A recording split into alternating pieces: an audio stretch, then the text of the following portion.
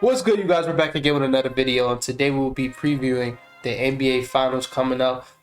This is my work shirt. Like, I was so excited to film this video. I didn't even take a shower. I do all that after because it's going to take a lot of editing, so I just wanted to get out the way. But I am very excited for this finals. It sucks that it was on a break, like a 2-3 day break between the finals, but I am very excited. I know a lot of people was talking about the ratings, and I hate that talk. I just feel like it's just so corny. We've been asking for parity for like the last 5, 6, 7 years, and then when we finally get parity, we finally get new stars and new potential champions, we bring up the whole rating shit that really doesn't affect us. We're not getting money off the ratings like the owners and the GMs do, so who fucking cares? I'm really excited for this finals. We get the underdogs in the Miami Heat, who are not supposed to be here at all. Had one of the best stories of the season. They kind of took over the Kings story of them finally making their playoff run. And then they go to the finals and they just take over the whole great story of the season. Then we have the Nuggets, who been battling through injuries for the last 2-3 years, but then when they're finally healthy, they dominate the West. So I am excited for the series. They arguably have the best player in the world, and he arguably have the best player performer in the world. So I don't want to talk y'all heads off anymore. Let's get straight to breaking this series down. So I have a lot of X factors for this series, and as I name them, it's not going to be in order like which I think is the most important, but I just feel like this series has a lot of variables that, like, it doesn't. I don't want to just talk about the series. Like, I really want to break this shit down because this series can go either way. I really don't know. Even right now, while I'm recording, I don't know who I'm going to pick. You're going to hear that at the end, but as of right now, I don't know. So when it comes to players, I think the two main X factors are Bam Adebayo and Aaron Gordon. For Bam, he's an X factor in just a lot of ways. I feel like the biggest X factor for him is winning the non-Jokic minutes. If he's out there, hopefully he is out there. But the 4 to 5 minutes that Jokic is not out there, and he's getting guarded by Aaron Gordon, or even at time, it's just Aaron Gordon. Like, that's their five. They don't really have a backup five. They got guys like Blato, Kankar, DeAndre Jordan, Thomas Bryant that, I promise you, they're not getting minutes. They haven't got minutes the whole playoffs. So that's their five, is Aaron Gordon. And even though Aaron Gordon is a strong guy, a really good defender in the post, if Bam Adebayo's aggressive, like he showed at times in the last two series, in the Knicks series and in the Celtics series, it's not really a center other than maybe Joel Embiid that can like really keep up with him, because he's just so strong and so big and he can draw fouls easily. But it's just that switch that he doesn't have. He has to turn it on and off, and that's the thing I hate with players like him. It should never be an on and off switch when you're that talented. But if he's going against Aaron Gordon, those are minutes that he has to dominate. Because I'm gonna be honest, and I just said Joel Embiid, and I want to say I'm sorry, because I think Jokic, this is a good series for him.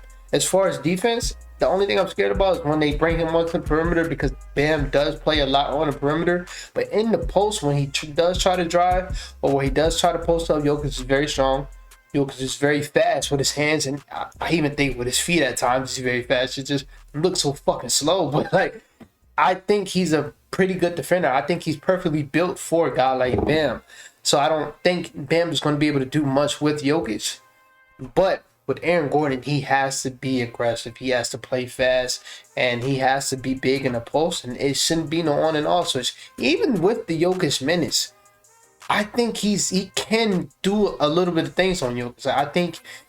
I don't think Jokic can completely neutralize him, and I know it's a huge height difference and everything, but I think he can take advantage of his speed, because even though I said Jokic is fast, and I do think he's fast, Bam is probably the fastest center in the league. He's the most agile center in the league. He's the most skillful. Oh, Joel Embiid and Jokic are very skillful. But other than Bam is very skillful, especially with the basketball in his hands. So I think he can use his talents to do a little bit of things against Jokic. But I think on those non-Jokic minutes, he has to kind of control them. And I think on both sides. Because I think at times they tend to go to Aaron Gordon when Jokic is not on the court. Even though he's playing with Jamal Murray, you still get moments where they like to go through Aaron Gordon and they work. But now you have Bam Adebayo, one of, if not the best defenders in the NBA. So he has to dominate on both sides. Another variable for him is his defense the whole series, as far as on everything. Because he's going to be getting brung into a lot of pick and rolls. I don't think this series they have the luxury to switch because they're not big enough. So you can't switch on to a Jokic. The only guy that can really switch on to Jokic is Jimmy. And you don't want that. I don't think you want that at all.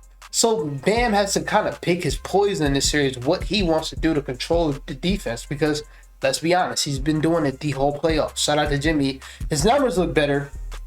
Nowhere near to what Bam has been doing. Bam Adebayo on defense is why I will never say he's been playing bad. I think he's been playing really good the whole playoffs. It's just those games from 3 to 6 in the conference finals that he was very terrible on offense, but on defense he was fucking dominant. And they need that. They need that this series, because he's going to be asked to guard Jamal Murray. He's going to be asked to switch one of Michael Porter Jr. off the screens. He's going to be asked to guard Jokic. He doesn't have the luxury like a Rudy Gobert did to have Cat on him, or the Lakers did to put LeBron on him, or Rudy Hachimura. He doesn't have the luxury to do that, because you really can't do that. The Heat lack size, and that's something we will talk about. So he has to guard Jokic. He has to guard, and he has to guard everybody. So a lot of this is going to be on him. This is why I feel like he's the most important piece for this team. Now Aaron Gordon, like I just talked about, the minutes without Jokic, is he going to be effective? Because I think he has been this whole playoffs. And I think last series was a really good series for him, especially in those last 2 games. And is he able to be really effective in those moments? That's something I would like to see. And on defense, he is going to be key. He can kind of sway the series, because we've been seeing Jimmy. Jimmy's been getting physical with his defenders, and he's been shooting over his defenders. And he's just been smarter than his defenders. You can't do that on Aaron Gordon. You can't. And I love Jimmy. Jimmy's a playoff riser, but Aaron Gordon is he's built for Jimmy. And in a sense, he's built for Jimmy. Just how big he is, how strong he likes to play defense. It's kind of a perfect matchup for Jimmy. Not to say that Jimmy's not going to get off. Great players get off no matter who's guarding him. But that's kind of a perfect matchup for him. Like we even see it at times. Jason Tatum was a perfect matchup for Jimmy, but even Jason Tatum is not, to me, as good of a physical defender like Aaron Gordon is. So those moments right there are going to be key for Aaron Gordon. I think he can kind of sway the series. I think both of these 2 guys can sway the series. That's why I said they're my X factors. Now, the next thing I want to talk about is zone defense on Jokic. I've been hearing that a lot, and I understand it. That's what Spo likes to do. And I can kind of put these 2 as the same thing. I also have Spo versus Jokic.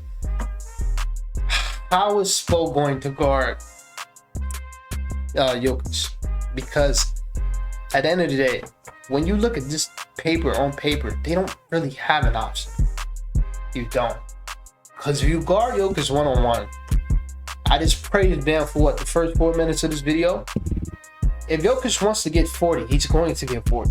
That's why when I had my scores video, top 10 scorers in the league video about 3 months ago, I said he's top 5 and he was only averaging like 25 points. It just when he doesn't care. But when he cares and he wants to, even on Bam, that's an easy 40 ball. And that's just, and it won't even be like, oh yeah, Bam's playing bad on defense. No, he can't fuck with him. Like Anthony Davis, when he was playing one-on-one and he had 44 in the first game. You seen the shit he was in. Some players you just can't fuck with. And a smaller defender in Bam, but I do think stronger defender in Bam. And if you try to play one-on-one with him, he's going to fuck you up. What? If you try to double him, he's going to fuck you. This is why people say he's the best in the league. This is why people say he's one of the all-time greats. Already, he's only 28. Because how on offense, how do you guard him? Especially with the weapons he got with Jamal shooting over 40. You got MPJ shooting over 45. You got Aaron Gordon shooting over 38. You got KCP shooting over 40. Like, how?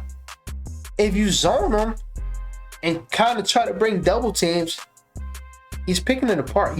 Any zone they ever try to run, he's going to pick it up. He's going to pick it apart. I'm sorry. It just won't work. So, how? How does Spo guard Jokic? Because one-on-one, it's not working.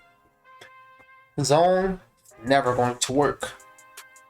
You just say, fuck it, pick your poison, just pick one, and then try to master the other. Like, let's just guard him one-on-one and shut down the others. You can do that, but the way the others are playing, that shit is not going to work. Shit is not going to work. So yeah, I don't know, bro. I don't know with that. Now another one I want to talk about is the matchups in general. A lot of people think Jimmy's guarding Jamal. I won't do that. And this is why the Heat size is going to fuck them up in the series. Other than Jamal, this is a big ass team. KCP is shooting guard 6'6". Michael Porter Jr. 6'10". Aaron Gordon 6'9", but plays like he's 7'2", just big as hell. Jokic, come on now, like they play huge. And then if you look at the Heat starting lineup, Max Strus 6'3", Gabe Vincent 6'1", Caleb Martin 6'4", 6'5", Bam 6'9", Jimmy 6'8". What the fuck? So if you put Jimmy on Jamal, are you putting Max Strus on Aaron Gordon? Or are you putting Caleb Martin on Aaron Gordon? And like I said, they do have moments where they just say Aaron Gordon body the nigga that's guarding you. So if you put Max Strus or Caleb Martin on Aaron Gordon, shout out to them, they've been doing their thing, but they're not doing nothing. And if you do that, of course, the one matchup I know that's for sure going to happen, Gabe Vincent is going to guard KCP because that's the only nigga he can guard. Don't even try to put him on Jamal because it won't go well. It won't go well at all. So if it's me, I'm putting Jimmy on Aaron Gordon because at a point you just have to. But I'm not saying whole game he's on Aaron Gordon. At times, yes, he's going to be able to guard Jamal. But I wouldn't start him on Jamal. I would start Caleb Martin. I think Caleb Martin's a pretty good defender. And again, you're not going to stop these top tier guys. But slowing them down, we've seen Caleb Martin do it in the last series. We've seen him do it with Jaylen Brown and Jason Tatum at times. So I just want to say I'm trusting that. Because at the end of the day, I have no fucking choice. I have no choice because we don't have the size of... It's not like last year. We've seen at times Jokic, he don't struggle.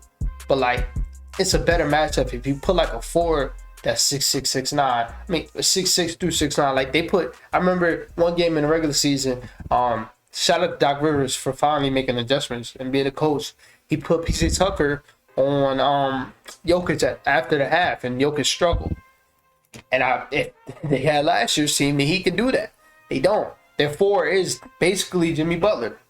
Because shout out to K-Love, my vet, I don't think he plays at all. I don't. Because on offense, he's getting torched. Just because you can't put him on Aaron Gordon because he's too big and he moves too much. Are we thinking about putting him on any other are we thinking about putting him on any of the other 3 perimeter guys? No, we're not. So he can't play. He can't. But they just don't have the size.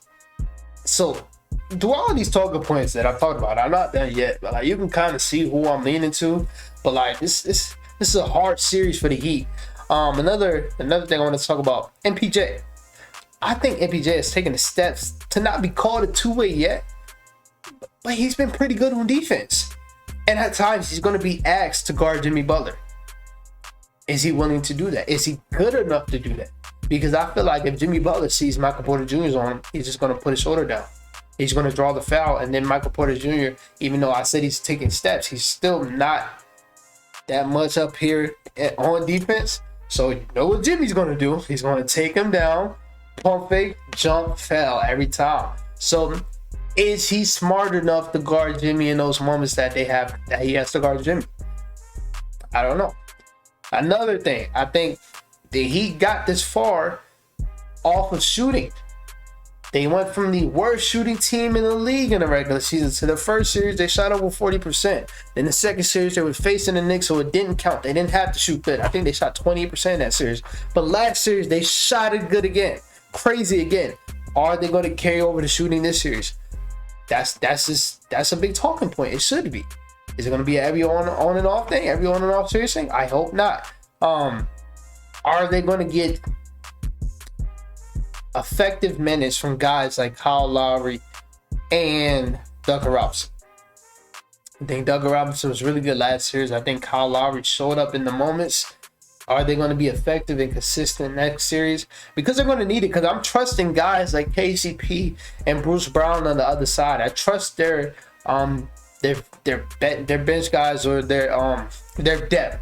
I trust their depth a little bit more than I trust the Heat depth. And it's crazy because I'm trying to think about other players on the Nuggets. It's because the niggas didn't play it so long. I don't remember who else they have on that team other than the top 6 guys. Christian Braun. Jeff Green. Yeah, Jeff Green. Like, minutes when Jeff Green, I'm taking it back to Bam for a little bit, but minutes when even at times they put Jeff Green at the 5. Bam, fuck the offense. It's you. Dominate him on everything, because at the end of the day, you can sway this series. And then the last point. I think it's the last point, right? Yeah, this is the last point I want to say. Tyler Herro. Now, I remember when Tyler Herro got hurt and they was like, he's not coming back to the finals. Everybody laughed. I don't want to talk about that because you probably already heard it 55 times. I don't want to be 56, but that's crazy that they're in the finals. And we're talking about Tyler Herro. But yeah, Tyler Herro. They said he's targeting around game 3, so most likely going to be game 4. He's going to go out like, I can't play game 3, and then go out game 4. Do you play him? I was talking to a couple friends earlier about it, and I kind of stood on my ground. I'm not playing him. And I love Tyler Herro more than the next guy. But they've gotten here because guys like Duncan Robinson, Caleb Martin, and Max Strus have been in rhythm. Why have they been in rhythm? Because they have gotten more minutes. Why have they got more minutes? Because of Tyler Herro, because he's out. So bringing him back and taking away their minutes, taking them out of rhythm. The guys that got you here, because I know the main topic is Jimmy. But like I said, they are not here without the depth. So do you take those away? Not only the minutes, but the shots that those guys are getting, the effective shots and how consistent they've been with those shots. Do you take those away to give to Jimmy? I mean, not to Jimmy, to Tyler Herro. Because let's be honest, when he comes in, he's not going to be a defender or a playmaker. No, he's going to be a scorer/shooter. So you're taking away those shots that they've been hitting at a consistent clip and at a very efficient clip. Do you do that to bring back a guy that's, be quite honest, not even a good playoff performer, that is also coming off a broken hand? Do you do that? I'm not doing that. But let's say they're down 2-1 and like game 4, let's say they need a fucking spark. I'm putting him in if I need a spark. But let's say he comes back, he's able to come back and we 2-2. Tyler, sit until I need you. And if I don't need you, fuck it. I don't care. Because if you've gotten so far without him, I'm not throwing him in just because he's there, because that can fuck up everything. Duncan Robinson is playing right now because he has his confidence. He lost it for a year. Then you put him in now, he has his confidence. He's talking to fucking crowds, only having 10 points. But that's confidence. He has his confidence. Caleb Martin should have been MVP in a series because he has his confidence. Why did he have the confidence? Because he's playing minutes that Tyler Herro would be in. So I'm not taking them away just because, Tyler Herro's a 20-point scorer and what a max contract player. I don't give a fuck. We got here without you. We trying to win. So I don't know if I'm taking those guys' minutes to put in Tyler, but if they need a spark, I would do it right away. Because like I said, Tyler Herro is a 20-point scorer. At times, he can be instant offense. At times, I remember in the regular season, he was their best scorer. Even though Jimmy averaged more than Tyler, was just a bucket. But I don't know at this moment, already with the player that he is, especially in the playoffs, I don't know if I'm throwing him in. I don't know. But this is a 20-minute video already. I don't know. I don't think I have any more X factors. Of course, I don't want to go this whole video without saying his name. I think I did, but like Jamal Murray, is he gonna do what he do? But like, come on, like, why did I even ask that? That's an obvious answer to that question.